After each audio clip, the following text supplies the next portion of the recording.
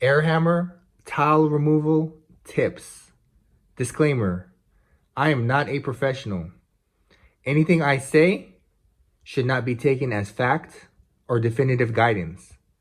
This is solely my opinion. Do with it as you may.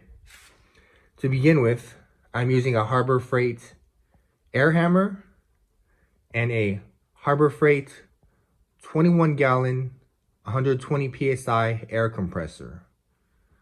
These tools have served me very well over the years, but again, I don't do this for a living.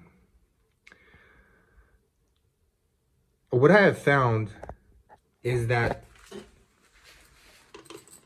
you may be tempted to go underneath the tile as the quickest way to remove it,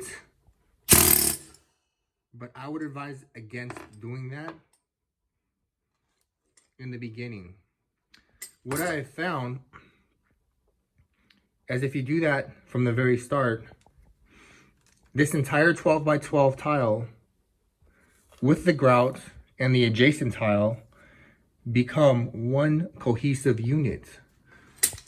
So this shockwaves the entire unit, thereby cracking your intended tile.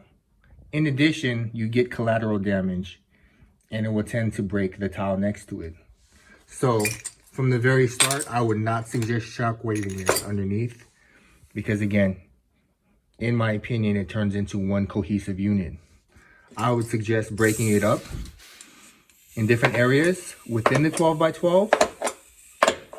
That way it forms very focused miniature cracks, in which case, when you get under it, it will fragment as you intended. So let me show you. Okay, eye protection, ear protection, and some sort of respirator, safety first. Okay.